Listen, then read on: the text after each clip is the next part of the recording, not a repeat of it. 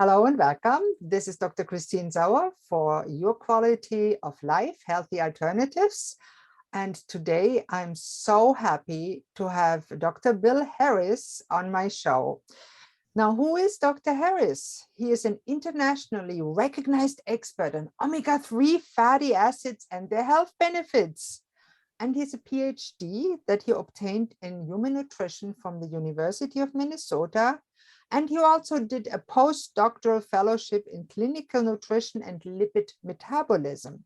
And you have done extensive research on lipids, what we call fat, and on fatty acids and the metabolism of people, and especially on the influence of omega-3 fatty acids and others on our health.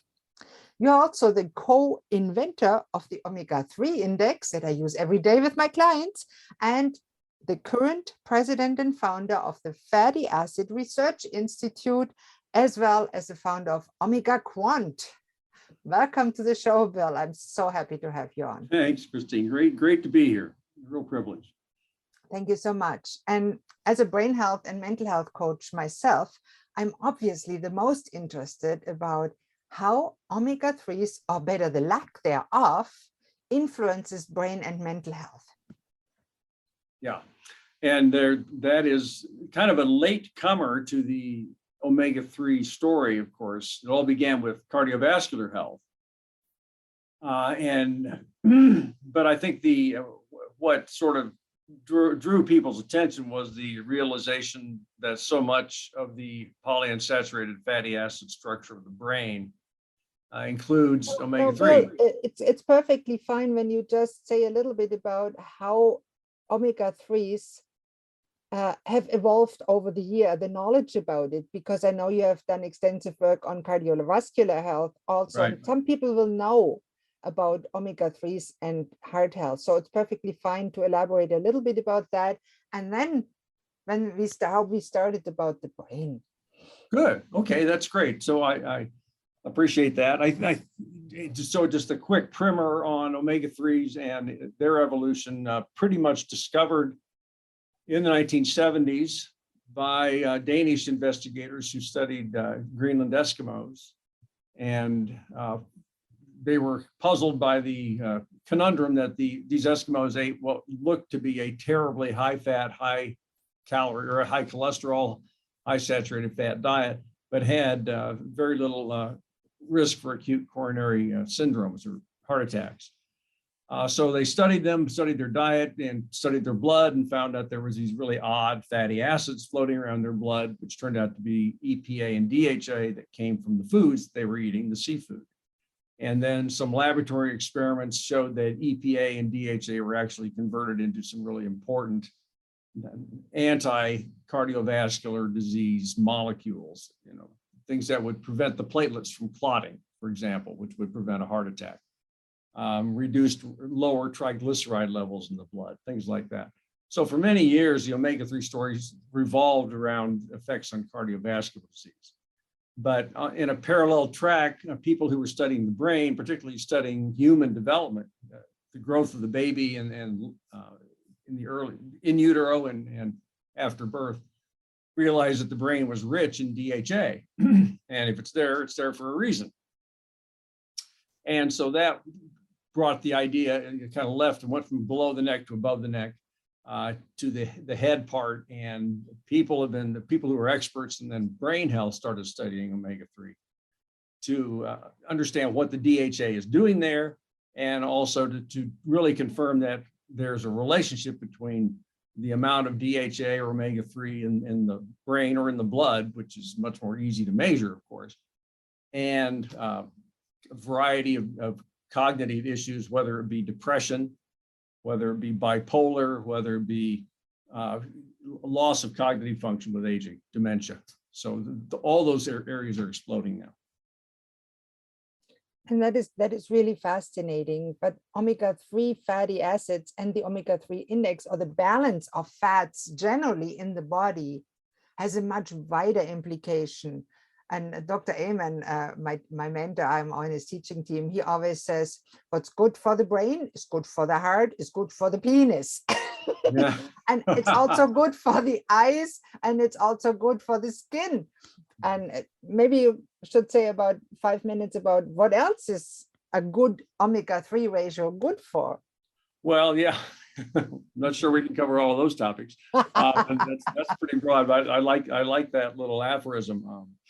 And I think it's true. There's something about having a high omega-3 that is just generally good for health. I mean, it's good for just living longer. I mean, we've published a big study this year looking at over 40,000 people, and the people who had the highest omega-3 levels live longer. They just And didn't. healthier. Yeah, it wasn't just heart disease. They were less likely to have cancer, die from cancer, less likely to die from heart disease, less likely to die from everything else. What about dementia? I mean, that's a big concern for many people as they age. Did you see that in the study, that they had less likelihood of getting dementia? That is our hope to do the next study on that. It's a different endpoint, so it's a different analysis. So the group that does these studies is now going to focus on dementia. We actually have a paper that's not, the paper I just described was in 17 different cohorts, different populations of people that had all been studied, and we pooled it all together. We have a paper we're working on right now looking in just one of those cohorts called the Framingham study, the Framingham Heart Study, a very well-known cohort of study. And we're seeing, again, confirming that the people that had the highest DHA levels in their red blood cells. So back to kind of the omega-3 index, maybe I should just diverge, quickly say what that is. So the omega-3 index is a marker of omega-3 status in your body, and it's measured in red blood cell membranes. And we chose the red cell membrane because it's the most common cell it's not only the most common cell in the blood, it's the most common cell in the body. Something like 83% of the cells in the body are red blood cells. Of our own cells, when you exclude the gut microbiome and all the others. Well, those aren't really you. Yeah. they haven't got your DNA. Okay, yeah. So if you exclude those guys, yes. Just having fun. Yeah, that is good. That's a good point, though. Always good to bring it back to that. So in any event, we measure the red cell omega-3 levels, EPA and DHA, and that's what the omega-3 index is. And so it goes from roughly 2% in really low people up to 10 or 12% and people who are very high. We like to see it over 8%. That's sort of our goal, our target. And that's for not only cardiovascular health, but I think for health across the board. That's the omega-3 index. We're in this, back to the study in Framingham on dementia. We were focused on red blood cell DHA, particularly, which is about 85% of the omega-3, of the EPA DHA ratio. 85% is DHA, 15% is EPA in red cells, as a rule. And so to the extent that people have a high level of DHA in their red cells means that they have high DHA levels in all their tissues. We really don't know yet that means they have a high DHA in their brain, because that study is very difficult to do, to get the brain tissue and the blood tissue at the same time and be able to measure the omega-3 content. Yeah, that's hard to do. Yeah, you certainly. Need somebody to die really to get brain tissue. Yeah, right. That's tricky. But we are finding, and we haven't published this yet, but that a higher red blood cell DHA does predict a lower risk for total dementia and Alzheimer's disease per se. And it seems like it's more that the impact is bigger on people that have that primary genetic risk factor for Alzheimer's disease, which is called ApoE4. And so people that have the E4 seem to have seems to be a more protective effect of a high omega-3 in those people. But again, the paper hasn't been submitted or gone under peer review. Fascinating prospect and hope for the future, because that is really not that hard to do when you think about it. Now let's go back to the basics a little bit for what the listeners and viewers already know. In nutrition, how can people get their omega-3s? Where do the fats really come from? And why are so many people low in them? Yeah. Bottom line is because you get them from what you eat. And although we can make, to a very small extent, we can make EPA and DHA from other fats, from vegetable fats. Alpha-linolenic ALA is the precursor fatty acid, but it's very, very poorly converted to EPA and DHA. So the best way to get EPA and DHA is to eat them directly.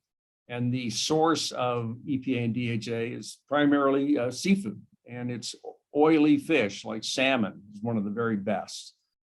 Mackerel, herring, sardines, albacore tuna, white tuna are high omega-3 fish. There's a lot of fish that have very little omega-3, actually. So people have to, tilapia, for example, or cod are fish that have very low amounts of omega-3 in their flesh.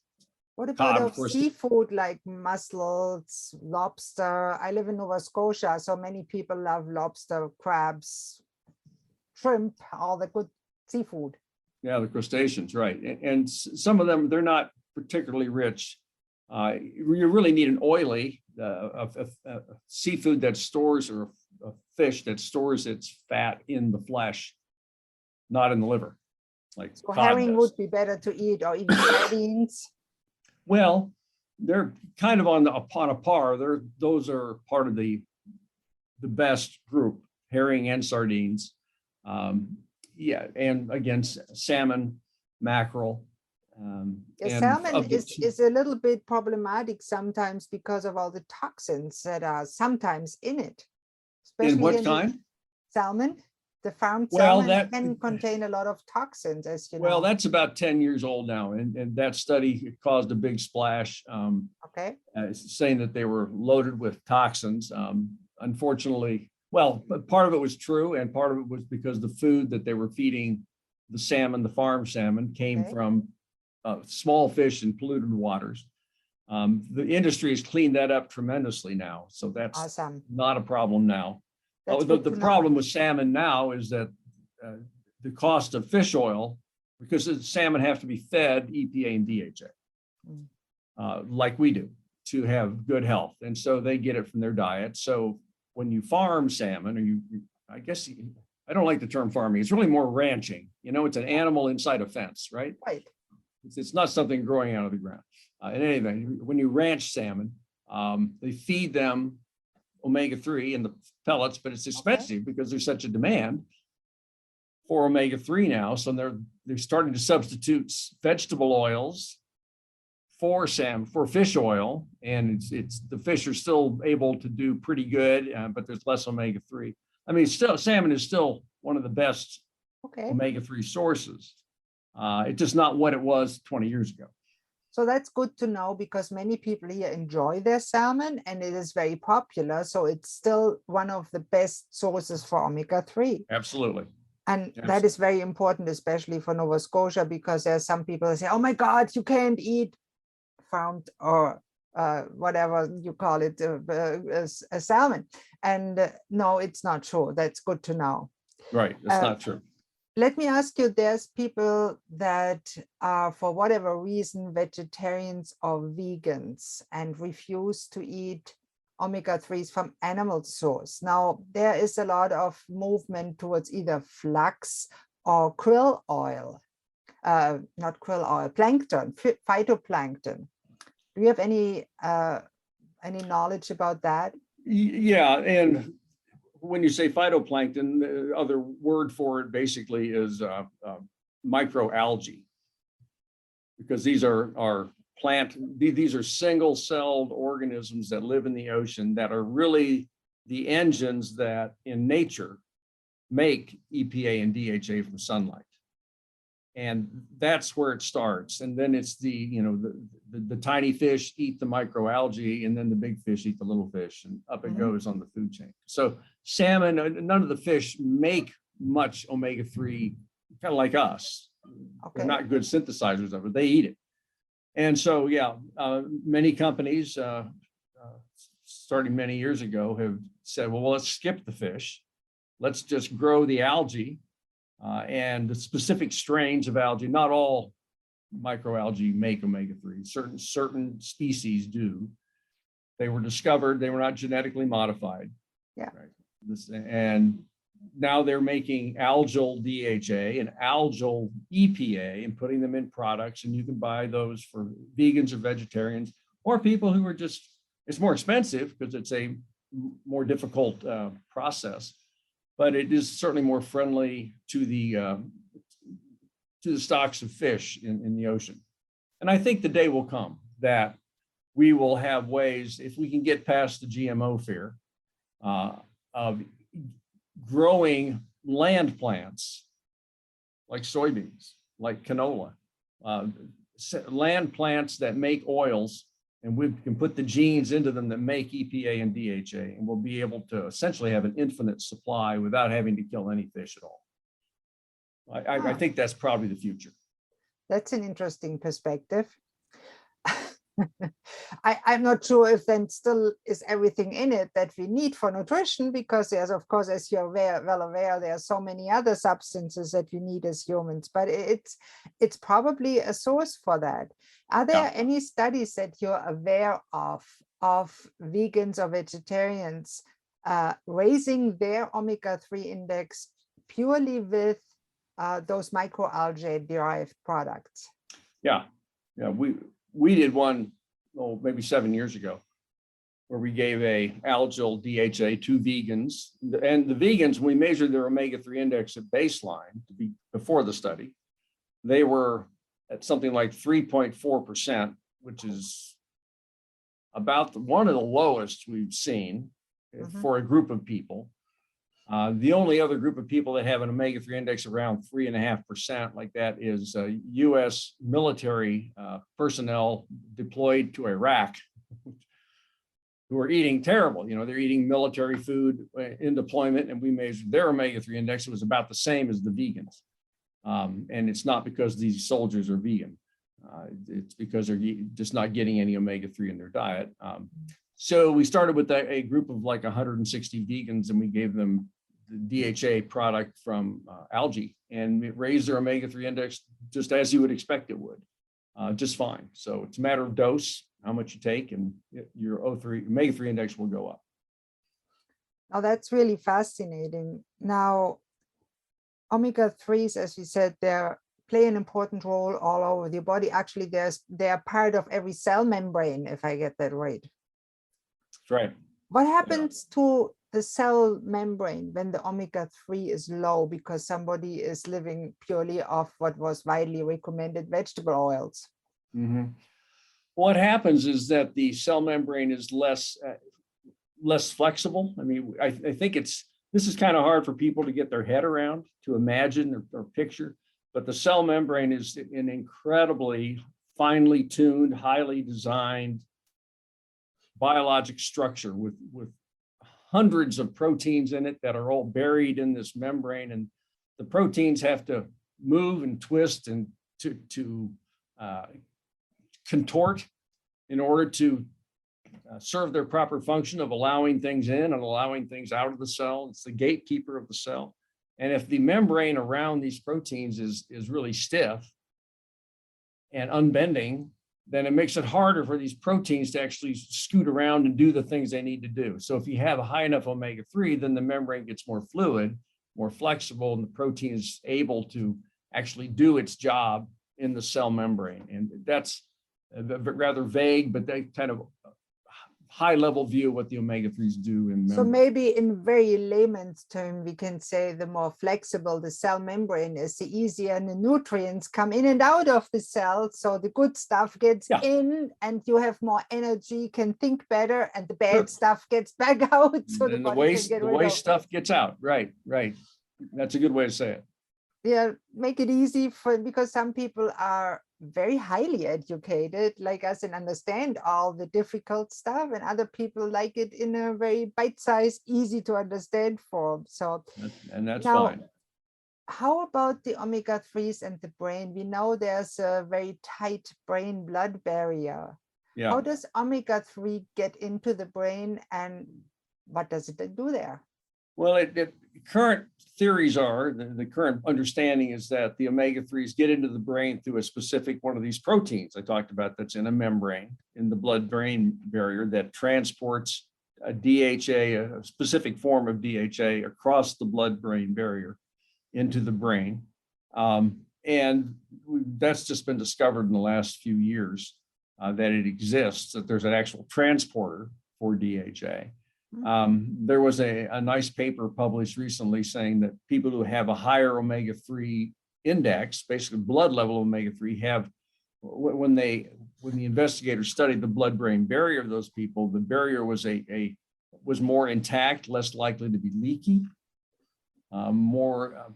it was able to really function more properly as the blood-brain barrier, which keeps out a lot of bad stuff from your brain. And so that study was, I think I have it up here on a group from Loma Linda, actually. First author was Barnes. Healthy, the title was Blood-Brain Barrier Integrity is Higher in People with High Omega-3. So that's part of the reason the omega-3s are helpful for brain health. Wow. Now they do actually get into the brain, right? And help those brain cells get the fluidity we need to think better. Yeah, whatever that means. That's a good one. I like that. Thank you for that. Now, let me ask you, how is it with kids? Do we have any studies with kids? If that many kids nowadays are not only depressed or sad or anxious, but also have attention problem? Yeah. And there have been studies and more coming, particularly in ADHD, attention deficit, right, hyperactivity syndrome. Those kids continually are being found to have lower omega-3 levels than other kids, same age, who don't have the problem. That doesn't mean the omega-3 is causing it, the lack of omega-3, just because there's a difference. It's consistent with that idea. What's important is to show that if you give omega-3 to these kids, it improves their attention. And there's studies that show that. There's studies that haven't shown that too. So it goes kind of both ways. Yeah, that's always with science. It takes a while until the studies all come up, and then it's a predominance of the studies on one side, right? Right, right. And you got to design the study right. You got to give it the right dose. You have to give it the right amount of time. You have to give it at the right time of brain development. You know, maybe you need to give it when they're 2 years old to prevent a 8-year-old from having ADHD. And giving it to an eight-year-old may not help. I mean, that could be. Maybe you have to get it to the pregnant mother. Start at 9 months early, right? -9. That's a good time to start your omega-3. How about -12? Yeah, before conception. Yeah, probably. It would be interesting. It would be interesting.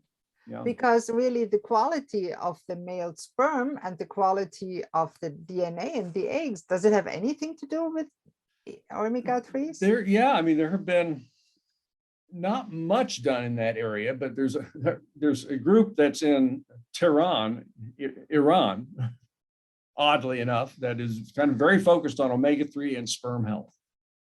Done a lot of studies on it, and it certainly plays a role in sperm health. Whether that translates into, you know, development of the newly fertilized egg better. Actually, there's some studies that show that women who are couples that are trying to use IVF, if they have higher omega-3 levels before they start the process, they're a little more successful. And you know, that's an area that needs more study. But the idea is cool. It makes sense, and it's certainly. People in that IVF world are desperate to have a successful pregnancy. And so anything you can do to improve that will be helpful, especially something as safe and natural as omega-3. Really, that is a fascinating thing, because when you consider every cell needs it. So anything that's involved with cells, and I don't know anything in our body that isn't, would benefit in some way. Oh, right. Right, exactly. What about mitochondria? Do they benefit from omega-3s? Do we know? Yeah, people have studied that. I need to go back and review it. Mitochondria, or the energy producing organ or organelle, or subset of the cell and very important in cell health. And there have been, I noticed people have studied it. I haven't reviewed it and kind of gotten summarized in my brain. It's a big field. I mean, just keeping up with omega-3, keeps me busy all the time. Really, no one in our time can keep up with what's going on in science anymore. We all have to look at what others that are more experts in that field can say about it, isn't that true? Yeah. And some of us experts in that field are absolutely idiots in other fields. So yeah, that's true. we know more than anybody else. Just being smart in one thing doesn't make you smart in everything. Yeah, sometimes it's really hard to keep the overview, isn't it? Even for a specialist that is really an expert in their field like yourself. So no worries, we'll find out eventually. But there is EPA and DHA in a mitochondrial membranes too, is it? Oh, it's there. Yes, no question about that. It's just how don't important have. is. Yeah, okay, awesome. That is fascinating. So probably if they more free, it's just it's just my idea that we might have better energy if our mitochondrial membranes function better, so the stuff can get better in and better out. It's a very reasonable hypothesis. Now, let me ask you one last question. When somebody wants to raise their omega-3 levels, some people will say, oh, the best way to do it is with food. And generally, it is always the best way to get your nutrition as much as you can by food. But often that's not sufficient. What are all the ways that do you think are the best ways to raise it, and how to determine how much to take? Yeah, great questions. Very good question. So yes, first of all, I agree with your first point. Anybody with a nutrition background would say, in this particular case, fish is the best way to get omega-3 into your body. And I think that's true, partly because of all the other good nutrients that come along with fish, besides just omega-3. They aren't just omega-3 that swim, right? A lot of good nutrients. And plus, when you're eating fish, there's a lot of things you're not eating, which keeps some other bad foods perhaps off your plate. Like donuts. For example, most people don't eat salmon instead of donuts, but no, that's true. Take your point. So assuming you can't, either because you don't have a taste for fish, and that's developed very early, or the fish is not available, or we have difficulties in getting fresh fish to a lot of people, supplements are a way to go, and there's nothing wrong with using supplements. And when I say supplements, I mean, EPA plus DHA, fish oil, krill oil is a fine omega-3 supplement. The algal oils are good supplements for omega-3. There's different prices for these things, but they're all good for raising your omega-3 index. How to know how much to take? It's a great question. We published a paper a couple of years ago looking at that. And it looks like if you take the stereotypical person who's got an omega-3 index of 4%, 4 or 5%, which is pretty typical of the West, it takes about 1,500 milligrams of EPA and DHA combined. And whether it's a little heavier on DHA, a little heavier on EPA doesn't make a lot of difference. But 1,500 milligrams is a good ballpark target area to take that 4 to 5% omega-3 index up to 8%, which is our target. What is time frame? Because I've heard once saying an oil change in the brain takes 4 months. Well, an oil change in the red blood cell, a complete oil change takes 4 months, because the red blood cells you have a new crop, completely new crop every 4 months. But your red blood cell levels will go up faster. I mean, it'll do that. So I think 3 to 4 months, you should be able to see a change. You would definitely see a change if you started adding 1,500 milligrams of EPA and DHA to your diet. And a fine point is there's ethyl ester forms of omega-3, and there's triglyceride / phospholipid forms of omega-3. And it's the ethyl esters are not quite as well absorbed. And so you have to kind of take more of the ethyl ester form than you do the triglyceride or phospholipid form. Oh, that's interesting. But that's often the supplement that one chemical form is more effective than another one. Yeah, not a surprise. Right. No. Question for you. As the head of Omega-3, I know you have a great Omega calculator actually on your website that tells you how much you should take with a given starting level. How often do you recommend people have their Omega-3 index checked or check their Omega-3 index? I would say twice a year. Twice a year? Once you're, do a baseline and then take more omega-3 and then double check it. And then after that's, if you continue taking the same dose, your level will stay the same. Yeah. It's just that people being people, they drift off and, they forget to buy a bottle and, or forget to take it. You know how people are. Yeah, people forget a lot that might be important for them. I understand that. That is really a very fascinating review. Now I know you as head of Omega Quant, you just released other blood tests or finger prick tests that are easy to do and very important. Want to say a few words about that? I would be happy to talk a little bit about it. Yeah, sure. I think a couple of, if we go back to the human development, the brain area, we're very interested in helping babies be born healthy. And so that means mom has to be healthy. So we have what we call our prenatal DHA blood tests, which again is a finger prick test. You collect a sample at home and mail it in. And we can tell mom what her DHA level is in the blood when she's pregnant. And we have certain recommended levels that we think you should be above. Over 5% red cell DHA is our target. And that really is for the best evidence is that's for reducing risk for preterm birth. Wow. It also has a lot of other benefits for the baby, but that's there. We also have a mother's milk test. So mom can put a drop of breast milk on a card, just like she would put a drop of blood on a card. Mailed in, we'll tell her how much DHA is in her milk. And again, there are target values for that. So those are, I think, important tests that for the early stage in life. We also have tests that are simply similar to the omega-3 index test, where we tell you how much trans fatty acids you have in your blood. We want to, of course, keep that very low.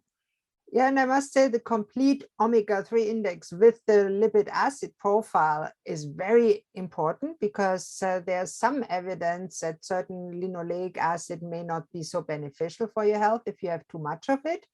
And it measures it. It gives you a percentage. Measures right. And linoleic acid is a long discussion. Did you see the trans fat index generally go down after trans fats were outlawed? Oh yeah. If you look over the last decade and just look at the average amount of trans fats in the blood, it's been good. Going down. That's a positive. Hey, it's a positive. And actually, if you track it with the rate of cardiovascular disease in the US, they track down together in a very interesting way. Yeah. And I was interested to see lately that you also released a vitamin D test and a vitamin B12 test, which are both extremely important for brain health, not just for brain health, but it's good for the brain, it's good for the body, of course. Right. Yeah, those are brand new. Well, vitamin D is not brand new. It's been a couple of years, but it's not. We're not measuring B12 per se. We're measuring one of the metabolites of B12 that tells you about how your status of B12 is. And it's a urinary. That's the first urine test that we're doing. So different collection system. Yeah. Still done at home. Yeah, I think more and more people are learning about it, especially now when we have the pandemic going on. That vitamin D status is really important for general health, for brain health, immune health, and also for heart health and general health. Yeah, exactly. But so nutrition and vitamin D and omega-3 are some of the easiest nutrients to measure their status in the blood. Some like vitamin C or vitamin B2 or something like that. It's hard to measure their status because what's in the blood doesn't necessarily apply what's in the tissues. You know. Yeah. Oh, that's magnesium really, is like that is so important. What you're working on is one of the most important areas, I think, of medicine in these times and for the future. So I'm very grateful that you agreed to come on the show and share it with a wider audience. No, I appreciate it. Thank you for having me. Thank you so much. And that wraps it up for today. And all the best. Same to you. All the And happy viewers, holidays and come all for the that. next episode. Thanks. Okay. Bye-bye. Bye-bye.